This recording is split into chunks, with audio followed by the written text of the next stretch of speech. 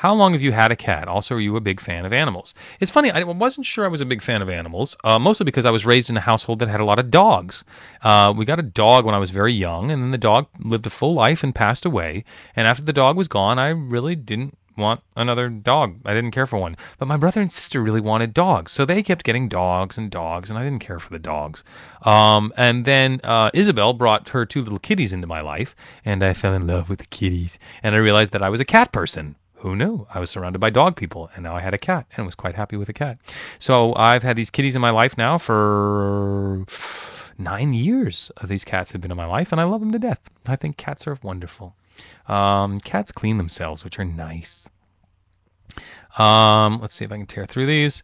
What are your religious views? Sorry for not doing research beforehand. Yes, go read the FAQ.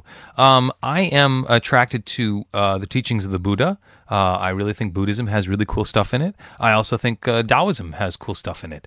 So those are probably the two religious traditions that speak the most to me. So usually, to make it easier for people, I just say I'm either Buddhist or Buddhist and Taoist. But those are the traditions that I look to for sort of wisdom on stuff. I think they have cool stuff to say that speaks to me, which I think is nice. What do we got here? How do you portray serious characters without coming off as monotone or flat?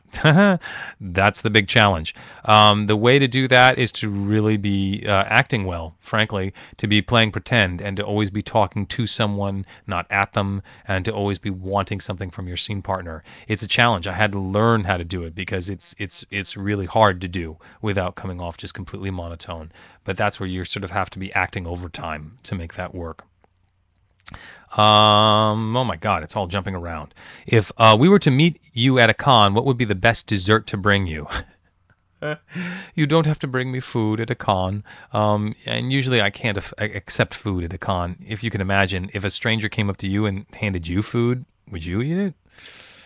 I know people have the best of intentions. They want to give me their cookies and everything else, but I can't really accept food at a con. It's not quite safe. For every 10 people who would be wonderful, there's going to be one person who the food's not so good. So you don't have to bring me dessert. That's fine.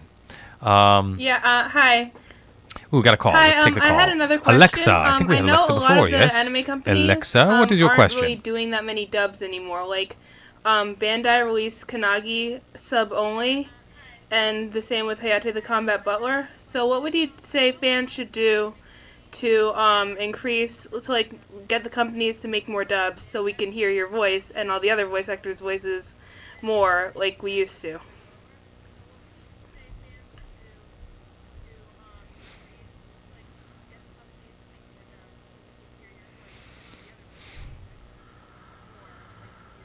The reason why anime production companies aren't doing as many dubs is because it's not economically feasible for them, I guess, because too often fans are not willing to wait for the show to come over, so they're trying to do simultaneous releases of shows, and so because the fans aren't willing to wait 6 months or more for us to be able to dub the show, the production companies are trying to release them directly subtitle only because they think that's the only way to combat piracy. So frankly, the biggest problem in the anime industry, I think, is piracy and the fact that the content gets stolen and broadcast. I know Funimation had a show, I think it was One Piece, that they were trying to do online, and the fans got in and stole it off their server the day before it was going to air. Really? You couldn't have waited a day? 1 day to watch it when it was supposed to come out? That's the kind of juvenile behavior that really hurts the industry. So if the fans, and it's not all the fans, it's just a small group of fans, it's just this sort of minority of fans, I think, that are really causing the problems. So if they would stop that, that would be great. I don't know if they will. But if more DVDs are bought, then there's more money for them to do dubs. That's usually what it comes down to. But if the content is going to be pirated, and if the anime companies feel like they have to release it as soon as possible to avoid the pirates from stealing it, then they're not going to do dubs. It's sort of as simple as that. I'm just really. Does that answer your question? Because I know there's one show that I like that's currently simulcasting on Crunchyroll, and I had like an ideal cast like that I wished would be in it if they would dub it, but like then the realization came down on me that they wouldn't probably dub it, so I was kind of sad about that. So yeah, thank you so much. Bye.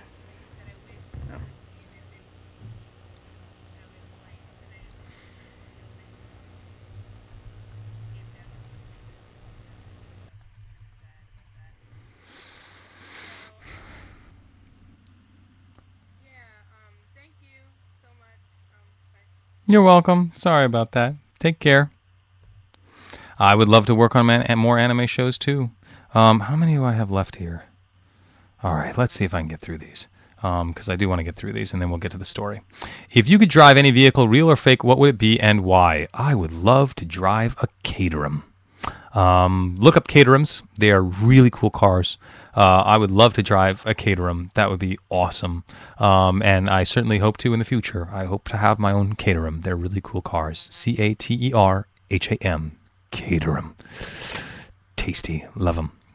I remember you talking about cross-dressing for Dionysus. Are there any pictures? There is one. There's one picture of me cross-dressing as Dionysus, and I don't know where it is. I need to find the damn thing. It's squirreled away somewhere. So let me see if I can find it. I do know that I have pictures of me as Puck in Midsummer Night's Dream somewhere as well, and I think those may be easier to find. But if I ever find them, I will do my best to put those up, because those would be funny. So if I find them, I'll put it up. But I know there was only one picture that was ever taken. If you could play any character you haven't played, who would you play? I used to say the Vicomte de Valmont from Dangerous Liaisons. I thought I'd love to play him. But I don't know so much anymore. I don't know if I need to play him anymore. I'd like to play Hana from Tokyo Godfathers. That would be a fun character to play. Hana from Tokyo Godfathers would be fantastic. What's the weirdest, funniest line you've ever said in a recording session? Probably in .hack. As Lord Balmung, I came in and I was supposed to say some funny line at the end of this one episode where all the .hack characters are in this party together, and it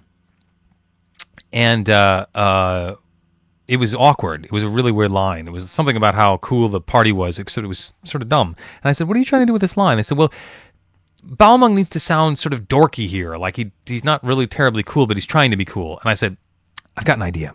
Just roll the beeps. Let me try it." And so it went beep, beep, beep. And I said, "This shindig is the bomb diggity." And that was it. That was the one. So that's probably the silliest line I've ever had to say. Hey, Crispin, is there any line of Tsume from Wolf's Reigns that he says that I like? Yes. Paradise can kiss my ass. That's probably my favorite line, and I was glad that they kept it when it aired on Cartoon Network.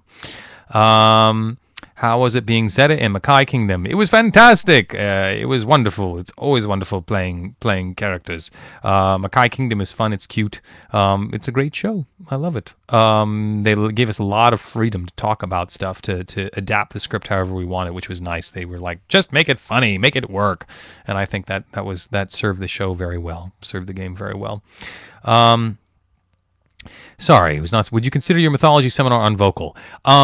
Yes, I can try. The problem is that my mythology seminar has a lot of video in it, and it's very sort of fast-paced. So I don't know if it would work online because of all the delay. So, but I'll see. I'll see maybe if I can adapt it for online. So it's something I'm thinking about, and I'll see if I can make that work.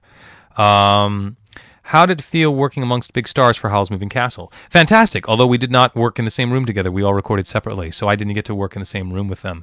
But it was great. It was wonderful hearing my voice. It was great hearing Lauren Bacall call me Big Boy. Love that. Gotta love it when Lauren Bacall calls you a big boy. That's like a film noir dream come true. How do you feel about Spectacular Spider-Man not coming back for another season? Sad. It'd be nice if we came back, but I didn't even know we weren't coming back for another season. So there you go. You know something I don't.